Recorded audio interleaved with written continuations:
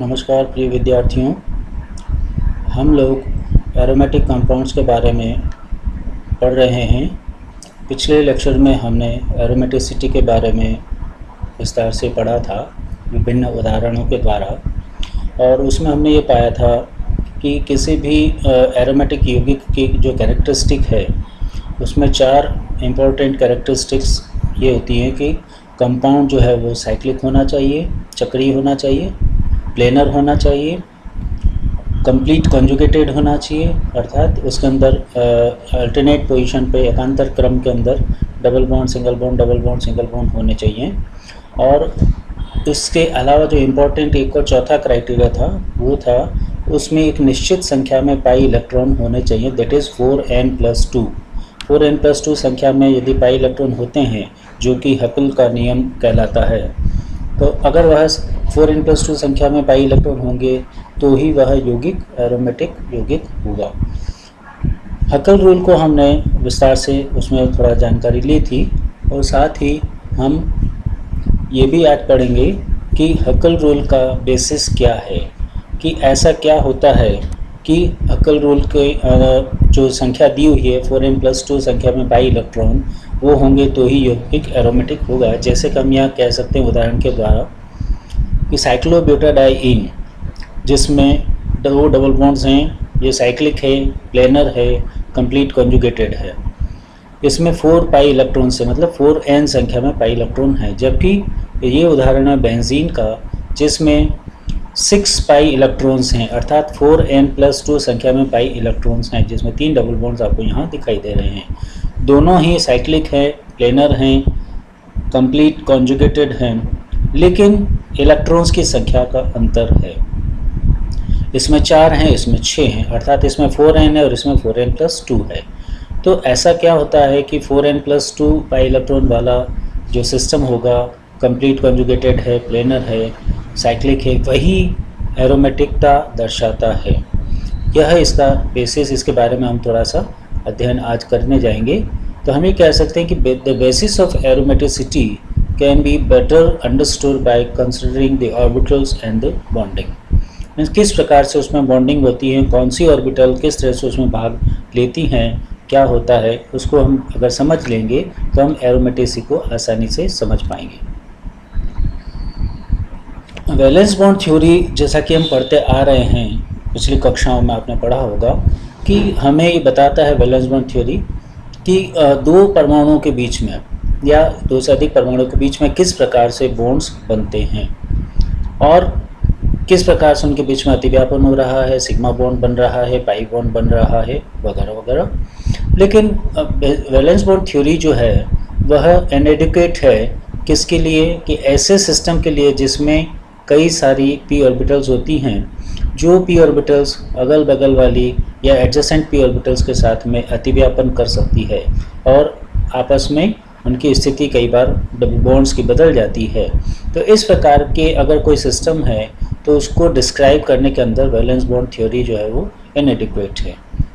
अब जब valence bond theory इनएडिक्वेट है तो मॉलिक्यूलर ऑर्बिटल थ्योरी जो इसके बाद दी गई थी वो हमें एक बेटर एक्सप्लेनेशन देती है एरोमेटिक सिस्टम के अंदर बॉन्डिंग को समझने के लिए।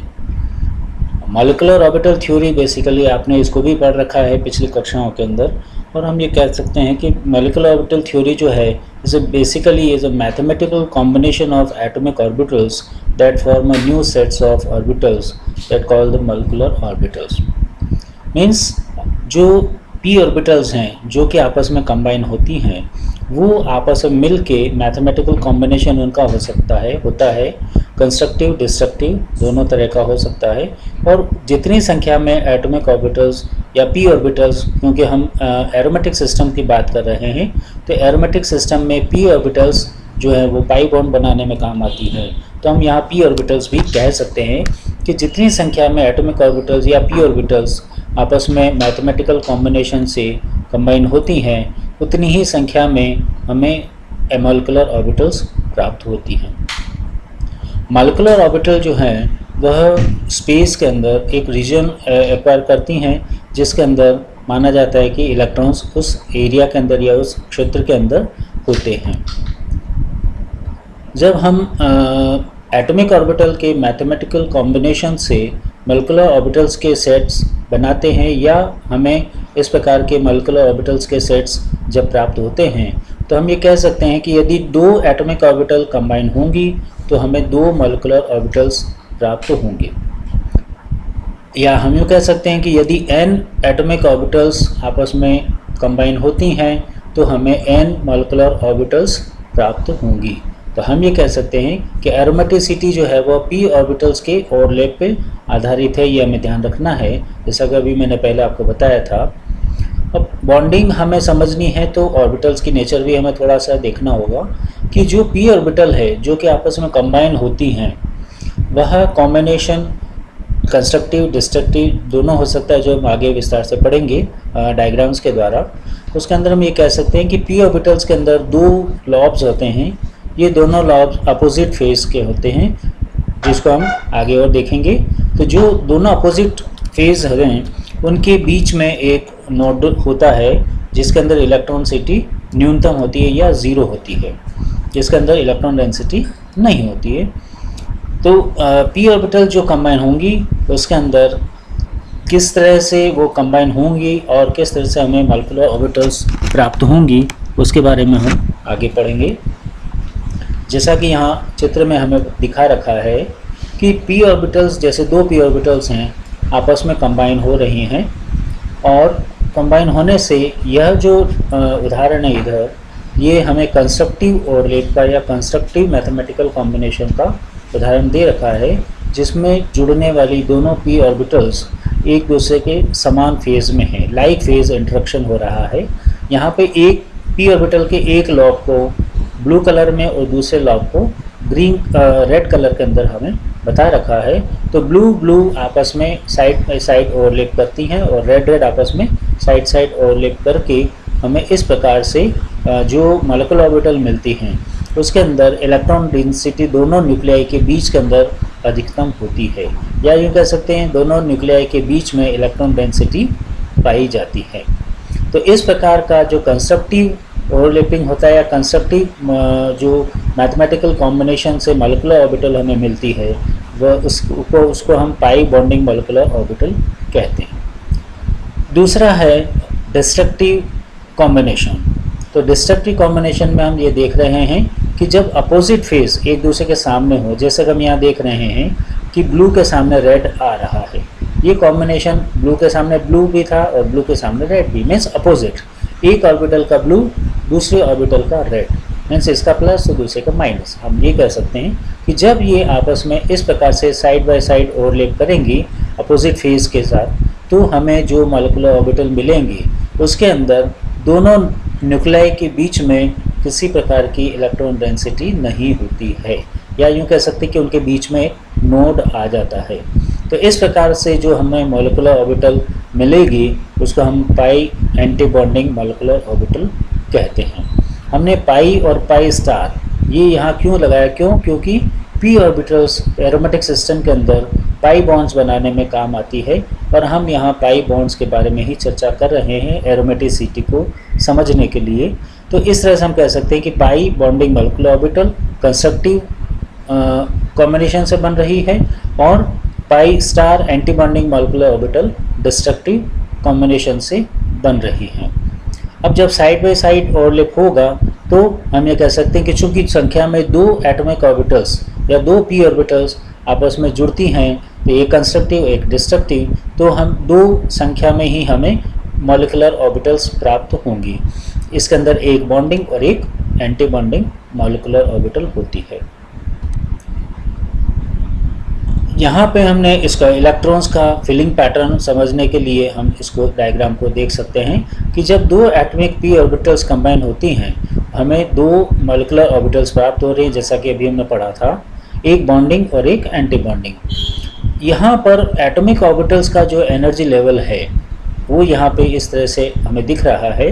इस लेवल से नीचे बॉन्डिंग मॉलिक्यूलर ऑर्बिटल का एनर्जी लेवल होता है, और इस एटॉमिक ऑर्बिटल्स के एनर्जी लेवल से ऊपर एंटी बॉन्डिंग मॉलिक्यूलर ऑर्बिटल्स का एनर्जी लेवल होता है। तो हम ये कह सकते हैं कि इनके p ऑर्बिटल्स के कॉम्बिनेशन के बाद हमें जो दो मॉलिक्यूलर ऑर्बिटल्स मिलती हैं जिसमें से बॉन्डिंग मॉलिक्यूलर ऑर्बिटल्स की एनर्जी कम होती है और एंटी बॉन्डिंग मॉलिक्यूलर ऑर्बिटल की एनर्जी ज़्यादा होती है।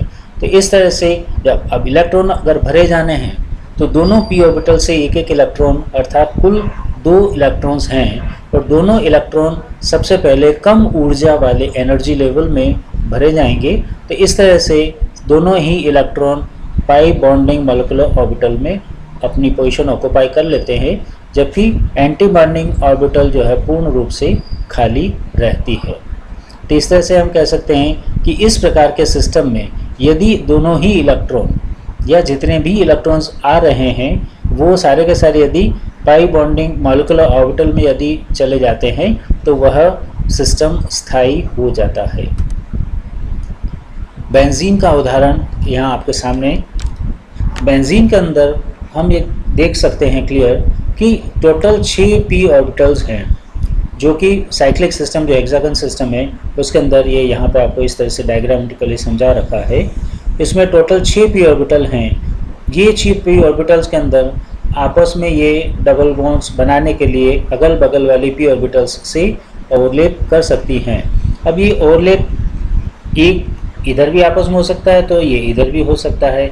इसका मतलब यहाँ पाई बॉन्ड्स की पोजीशन अपना स्थान बदल सकती है और इसके कारण हम कह सकते हैं कि पूरे सिस्टम के अंदर 6 मेंबर्ड सिस्टम के अंदर इलेक्ट्रॉन किसी एक सेंटर पर नहीं बल्कि पूरी रिंग के अंदर डीलोकलाइज रहते हैं। अब जब ये 6 p ऑर्बिटल्स आपस में कंबाइन होंगी तो इनका मैथमेटिकल कॉम्बिनेशन से हमें टोटल 6 संख्या में मॉलिक्यूलर ऑर्बिटल्स प्राप्त होती हैं, जिसमें से 3 तो बॉन्डिंग मॉलिक्यूलर ऑर्बिटल होंगी और 3 है एंटी बॉन्डिंग मॉलिक्यूलर ऑर्बिटल होंगी। बॉन्डिंग ऑर्बिटल जो बन रही हैं मॉलिक्यूलर ऑर्बिटल, उनका energy level in p orbitals के एनर्जी लेवल से कम होता है, जबकि एंटी बॉन्डिंग मॉलिक्यूलर ऑर्बिटल्स का energy level in p orbitals के एनर्जी लेवल से ज़्यादा होता है। तो इस तरह से हम कह सकते हैं कि अब इलेक्ट्रॉन्स को हमें भरना है तो टोटल हम बात करते हैं तो p ऑर्बिटल्स के अंदर क्योंकि 6 p ऑर्बिटल्स हैं, इनके कॉम्बिनेशन में हमें टोटल 6 इलेक्ट्रॉन्स मिलते हैं। ये 6 इलेक्ट्रॉन्स जब भरे जाएंगे इन मॉलिक्यूलर ऑर्बिटल्स के अंदर तो जैसा कि हम जानते हैं गॉस नियम के अनुसार सबसे पहले इलेक्ट्रॉन जो हैं वह लोएस्ट एनर्जी के लेवल में भरे जाएंगे। तो सबसे पहले यहाँ पर 2 ही इलेक्ट्रॉन आ सकते हैं, 2 यहाँ पे आ गए, उसके बाद तीसरा, चौथा, पांचवा, छठा, इस तरह से 4 इलेक्ट्रॉन इस डीजेनरेट पेयर के अंदर आते हैं जो कि बॉन्डिंग मॉलिक्यूलर ऑर्बिटल है।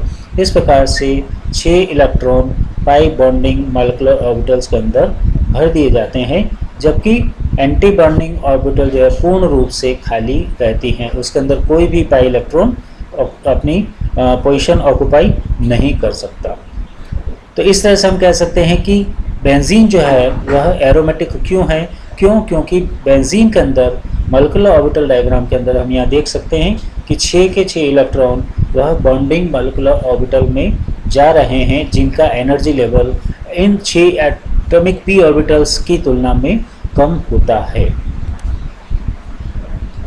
अब एरोमेटिसिटी को या एनर्जी लेवल्स को, मॉलिक्यूलर ऑर्बिटल्स की एनर्जी को हम समझने के लिए पॉलीगन मेथड जो है, इंस्क्राइब पॉलीगन मेथड, उसके द्वारा हम आसानी से एरोमेटिसिटी को प्रेडिक्ट कर सकते हैं।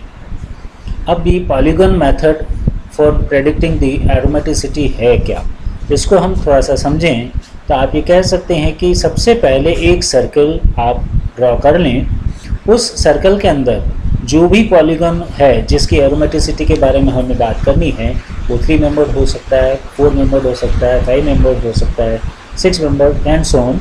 तो जो भी रिंग है उस रिंग के बारे में हमें चर्चा करेंगे। तो 5 मेंबर, 6 मेंबर जो भी सिस्टम है, उस सिस्टम को हम इस सर्किल में इस तरह से ड्रॉ करेंगे कि उसकी एक वर्टिस जो है वो सर्किल में नीचे की तरफ जो है वह पॉइंटेड डाउन पोजीशन के अंदर रहे। जैसे कि हम यहाँ बेंजीन को देख रहे हैं, बेंजीन 6 हेक्सागन है जिसके अंदर नीचे की तरफ एक पॉइंट है, उसके बाद बाकी के 2 यहाँ, 2 यहाँ और 1 यहाँ।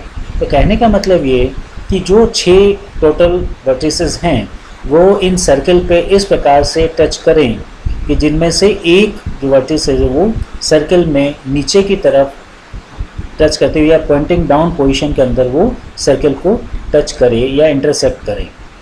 अब यहाँ हम देख रहे हैं कि इंटरसेक्शन कहाँ कहाँ हुआ है, जैसे 1 2 3 यहाँ हुआ है और 1 2 3 यहाँ हुआ है। टोटल 6 इंटरसेक्शन यहाँ पर सर्किल के और इस हेक्सागन सिस्टम के हुए। अब हमें इस सर्किल के ठीक सेंटर से एक लाइन हॉरिजॉन्टल ड्रॉ करनी है, जो कि हमें एटॉमिक ऑर्बिटल्स के एनर्जी लेवल के बारे में जानकारी देता है कि बस यह जो लेवल है यह P orbital, combining P orbital या जो एटॉमिक ऑर्बिटल्स है उसका एनर्जी लेवल है। इसको हम non bonding molecular orbital level भी कहते हैं, क्योंकि नॉन बॉन्डिंग मॉलिक्यूलर ऑर्बिटल का एनर्जी लेवल जो है वह पी ऑर्बिटल के एनर्जी लेवल के समान होता है। अब यहाँ हम देख रहे हैं कि इसके अंदर इस लेवल पे कोई भी इंटरसेक्शन नहीं आया, कोई भी इंटरसेक्शन यहाँ नहीं आया। इसका मतलब इस हेक्सागन में या बेंजीन के अंदर कोई भी नॉन बॉन्डिंग मॉलिक्यूलर ऑर्बिटल नहीं होती है। टोटल 6 जो मॉलिक्यूलर ऑर्बिटल हैं, जिनमें से 3 तो बॉन्डिंग और 3 एंटी बॉन्डिंग होगी।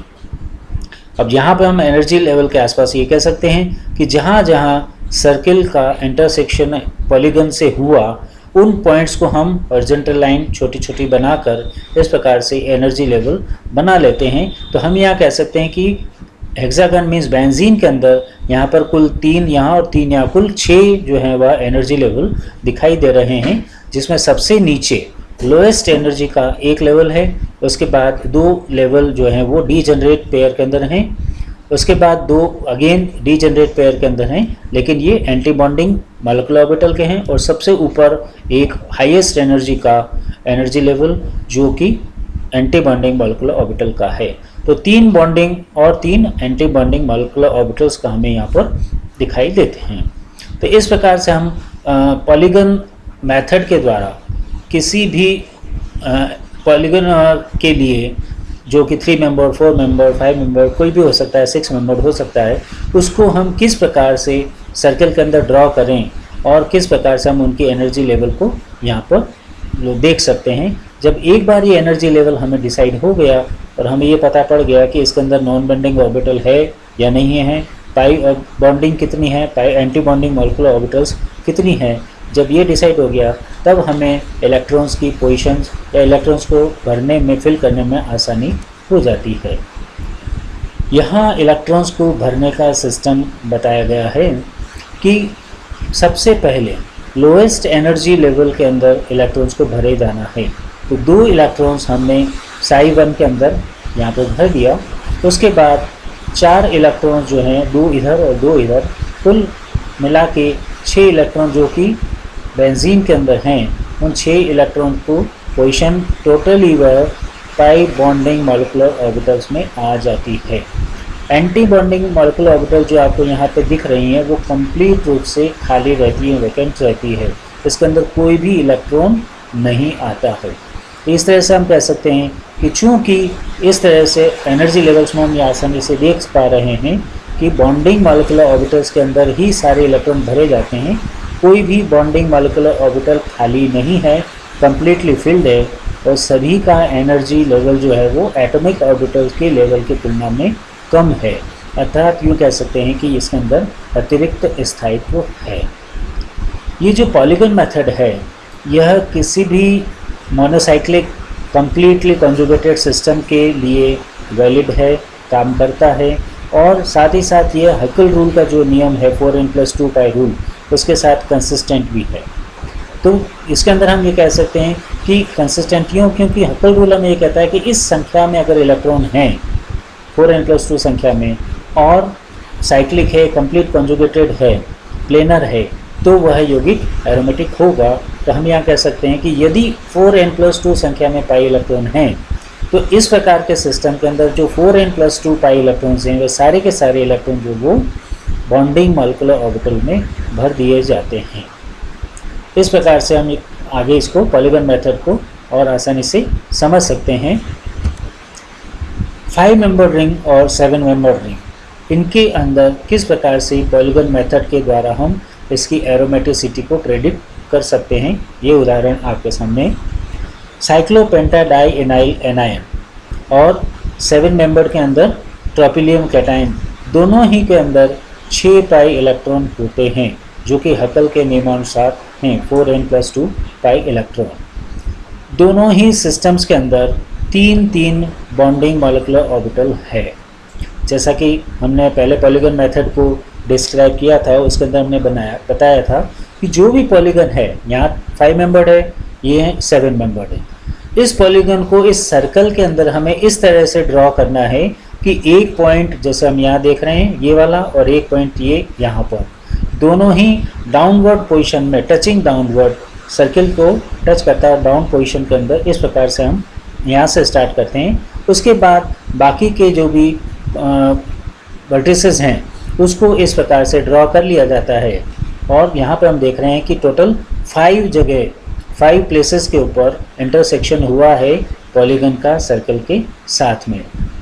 इस तरह से इसके अंदर चूँकि ये 7 मेंबर्ड रिंग है, तो यहाँ पर कुल 7 प्लेसेस के ऊपर इंटरसेक्शन होता है पॉलीगन का सर्कल के साथ में। तो अब हम यहाँ कह सकते हैं कि जितनी संख्या में इंटरसेक्शन हो रहा है उतनी संख्या में हमें मॉलिक्यूलर ऑर्बिटल्स मिलेंगी। तो यहाँ कुल 5 मॉलिक्यूलर ऑर्बिटल मिल रही हैं और यहाँ कुल 7 मॉलिक्यूलर ऑर्बिटल मिल रहे हैं। इन 5 और 7 और मॉलिक्यूलर ऑर्बिटल्स में से 5 मेंबर रिंग के लिए हम यहाँ देख रहे हैं कि जो वर्टिसेस का सर्कल के साथ इंटरेक्शन हुआ था उसके अंदर ये जो सेंटर लाइन है, जो कि सर्कल के ठीक सेंटर से हॉरिजॉन्टल लाइन गुजर रही है, यह एटॉमिक ऑर्बिटल्स का एनर्जी लेवल है। इस लेवल से नीचे इन 3 ऑर्बिटल्स का एनर्जी लेवल आ रहा है। इसी तरह यहाँ पर इस सेंटर लाइन से नीचे इन 3 मॉलिक्यूलर ऑर्बिटल्स का एनर्जी लेवल आ रहा है। तो यहाँ 3 और ये 3 दोनों ही जो है वह पाई बॉन्डिंग मॉलिक्यूलर ऑर्बिटल्स कहलाएंगे। इनके इस लाइन से ऊपर यहाँ पर 2 और यहाँ पर कुल 4 मॉलिक्यूलर ऑर्बिटल्स दिख रही हैं, ये एंटी बॉन्डिंग मॉलिक्यूलर ऑर्बिटल्स कहलाती हैं। तो यहाँ पे 2 और यहाँ 4। तो इस प्रकार से दोनों सिस्टम के अंदर हम कह सकते हैं कि यहाँ 3 बॉन्डिंग मॉलिक्यूलर ऑर्बिटल मिल रही है और यहाँ पे 2 और यहाँ पे कुल 4 एंटी बॉन्डिंग मॉलिक्यूलर ऑर्बिटल्स मिल रही है। तो ये पॉलीगन मेथड से हमने इसका एनर्जी लेवल जैसे डिसाइड कर लिया। अब इलेक्ट्रॉन्स बढ़ना है, तो इलेक्ट्रॉन्स के लिए हम देख रहे हैं कि दोनों के अंदर यहाँ पे जैसे 2 और 2 4 इलेक्ट्रॉन तो इनके हो गए डबल बॉन्ड्स के, और ये 2 इलेक्ट्रॉन जो है नेगेटिव चार्ज वाले, ये तो कुल 6 पाई इलेक्ट्रॉन्स का सिस्टम ये बन गया। इसी तरह इसके अंदर हम बात करें 7 मेंबर्ड रिंग में 3 डबल बॉन्ड्स हमें दिखाई दे रहे हैं, इसलिए 6 पाई इलेक्ट्रॉन तो यहाँ हो गया और 7th पोजीशन पे पॉजिटिव चार्ज में इलेक्ट्रॉन नहीं है। तो दोनों ही सिस्टम के अंदर कुल 6 पाई इलेक्ट्रॉन हैं। इन 6 पाई इलेक्ट्रॉन्स को अब हमें एनर्जी लेवल्स में भरना है। तो सबसे पहले लोएस्ट एनर्जी लेवल में 2 इलेक्ट्रॉन, उसके बाद 2 इधर, कुल 4 यहाँ और 2 6। इसी तरह 7 मेंबर के अंदर भी 2 3 4 5 और 6, इस प्रकार से 6 इलेक्ट्रॉन भर दिए जाते हैं। और इन दोनों ही सिस्टम के अंदर प्लस बेंजीन में जो अभी हमने पिछले एग्जाम्पल्स में पढ़ा था, सभी के अंदर जितने भी इलेक्ट्रॉन्स हैं वो सारे के सारे इलेक्ट्रॉन बॉन्डिंग मॉलिक्यूलर ऑर्बिटल में जा रहे हैं। एंटी बॉन्डिंग ऑर्बिटल के अंदर कोई भी इलेक्ट्रॉन नहीं जा रहा, या यूँ कह सकते हैं कि anti bonding molecular orbital complete vacant रहती हैं। इसका मतलब हम ये कह सकते हैं कि चूंकि इलेक्ट्रॉन मॉलिक्यूलर ऑर्बिटल्स के अंदर ही जा रहे हैं, कोई भी मॉलिक्यूलर ऑर्बिटल खाली नहीं है, इसलिए यह स्थायित्व, इसके अंदर अतिरिक्त स्थायित्व इस कारण से आ जाता है और ये सिस्टम एरोमेटिक सिस्टम होगा। Predicting aromaticity by polygon method, inscribe polygon method, इसके अंदर हम ये कह सकते हैं कि एक कंपाउंड जो कि एरोमेटिक है उसके अंदर मॉलिक्यूलर ऑर्बिटल जो भी है वह कम्प्लीटली फिल्ड होनी चाहिए विद द इलेक्ट्रॉन्स, जो भी इलेक्ट्रॉन है उसके। So the magic number for aromaticity fits the Huckel 4n+2 rule. जितने भी हमने एग्जांपल्स देखे हैं अभी, जो पॉलीगन मेथड के द्वारा भी हमने उसको एक्सप्लेन किया, जितने भी इलेक्ट्रॉन्स उसके अंदर थे 4n+2 संख्या में थे, 6 पाई इलेक्ट्रॉन के एग्जाम्पल सारे देखे, सभी के अंदर इलेक्ट्रॉन जो है वह पाई बॉन्डिंग मॉलिक्यूलर ऑर्बिटल्स में भरे गए थे। तो साइक्लिक कंप्लीटली कॉन्जुगेटेड सिस्टम के अंदर एमओ पैटर्न क्या हो सकता है, तो हकल नियम के अनुसार जैसे हम बात कर रहे हैं 2 पाई इलेक्ट्रॉन सिस्टम, जब n का मान 0 है, यहाँ n का मान यदि 1 है तो ये 6 पाई इलेक्ट्रॉन सिस्टम होगा, n का मान यदि 2 है तो यह 10 पाई इलेक्ट्रॉन सिस्टम होगा, और n का मान यदि 3 है तो यह 14 पाई इलेक्ट्रॉन सिस्टम होगा। इसी तरह से n का मान यदि 4 होगा तो ये 18 पाई इलेक्ट्रॉन सिस्टम होगा, एंड सो ऑन। तो इस प्रकार से हम ये कह सकते हैं कि 2 इलेक्ट्रॉन सिस्टम वाला, 6 इलेक्ट्रॉन सिस्टम वाला, 10 इलेक्ट्रॉन वाला, या 14 या 18 इलेक्ट्रॉन सिस्टम वाला जो भी cyclic completely conjugated planar system होगा वह एरोमेटिक होगा, या वो एरोमेटिसिटी दर्शाएगा, या उसके अंदर यूँ कह सकते हैं कि एक्स्ट्रा स्टेबिलिटी आ जाती है। तो हम ये कहेंगे कि उस एक्स्ट्रा स्टेबिलिटी के कारण वो सामान्य एल्कीन की जो एडिशन रिएक्शंस हैं, योगात्मक अभिक्रियाएं हैं, वो नहीं देता है आसानी से। तो यहाँ पर हम देख सकते हैं कि 2 पाई इलेक्ट्रॉन के अंदर दोनों ही इलेक्ट्रॉन बॉन्डिंग मॉलिक्यूलर ऑर्बिटल में आएंगे। 6 पाई इलेक्ट्रॉन में 6 के 6 इलेक्ट्रॉन जो हैं वो बॉन्डिंग मॉलिक्यूलर ऑर्बिटल में भरे जाते हैं। 10 पाई इलेक्ट्रॉन सिस्टम के अंदर सभी 10 इलेक्ट्रॉन्स जो हैं वो पाई बॉन्डिंग मॉलिक्यूलर ऑर्बिटल में भरे जाते हैं, और इसी तरह से 14 पाई इलेक्ट्रॉन सिस्टम में भी सारे के सारे इलेक्ट्रॉन जो हैं वह बॉन्डिंग मॉलिक्यूलर ऑर्बिटल में भरे जाते हैं। इनमें से किसी भी सिस्टम के अंदर एंटी बॉन्डिंग ऑर्बिटल पूर्ण रूप से खाली रहती है, उसमें कोई भी इलेक्ट्रॉन नहीं होता है। इसलिए ये सारे के सारे सिस्टम जो पाई इलेक्ट्रॉन वाले, 6 पाई इलेक्ट्रॉन वाले, 10 पाई वाले, 14, 18 जो भी हैं, ये सारे के सारे एक्स्ट्रा स्टेबिलिटी वाले होते हैं, या यूँ हम कह सकते हैं कि उनके अंदर एरोमेटिसिटी होगी। जैसे कि हम बात कर रहे हैं कि कार्बन की, क्योंकि ऑर्गेनिक कंपाउंड्स हैं तो सारे कार्बन की ही केमिस्ट्री है एक तरह से, तो कार्बन के हमें ये पता है कि कार्बन के 2 जो है एलिमेंटल फॉर्म्स जो मोस्ट कॉमन है वो है डायमंड एंड ग्रेफाइट। डायमंड और ग्रेफाइट के अंदर उनका जो डिफरेंस है आपस में फिजिकल कैरेक्टरिस्टिक का, वो है उनके मॉलिक्यूलर स्ट्रक्चर्स के अंदर अंतर के कारण। जैसे कि हम यहाँ देख रहे हैं, डायमंड के अंदर infinite array of 6 membered rings covalently bonded in 3 dimensional, इस तरह का होता है।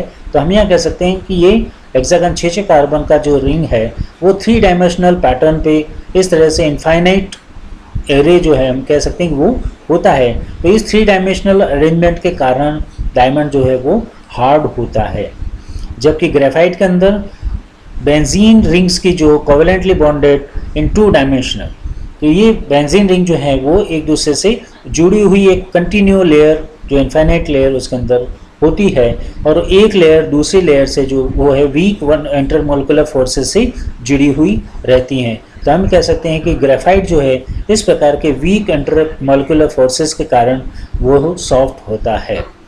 लेकिन हम बात इन दोनों की यहाँ नहीं करेंगे, हम बात करने जा रहे हैं फुलरीन की, जो कि कार्बन का एक 3rd एलिमेंटल फॉर्म है, जिसके अंदर 60 कार्बन एटम्स का एक सिस्टम है पूरा, जिसको हम 660 या बकमिंस्टर फुलरीन के नाम से भी इसको हम कह सकते हैं, जाना जाता है। क्या हम कहना चाहेंगे कि क्या फुलरीन जो है या बकमिंस्टर फुलरीन है वह एरोमेटिक है या नहीं है?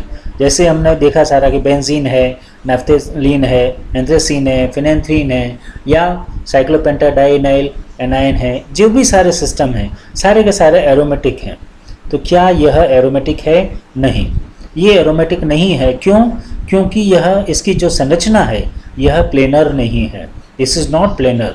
इसके अंदर जैसा कि आप देख रहे हैं इसके स्ट्रक्चर के अंदर, इसमें 20 हेक्सागन और 12 पेंटागन्स, मीन्स 20 तो षटकोण और 12 जो है पंचकोण, इस प्रकार के इसके अंदर अरेंजमेंट रहता है। तो इसकी जो है आकृति जो है आकार, वह बकी बॉल, बड़े आकार की जो बॉल होती है, फुटबॉल जैसे आप कह सकते हैं, उस तरह के इसके आकार होता है, जिसके अंदर सारे के सारे कार्बन्स वह प्लेन में नहीं रहते हैं, बल्कि उसकी आकृति प्लेनर नहीं होने के कारण ये कंप्लीट कॉन्जुगेटेड तो है, लेकिन प्लेनर नहीं होने के कारण यह एरोमेटिक नहीं होगा।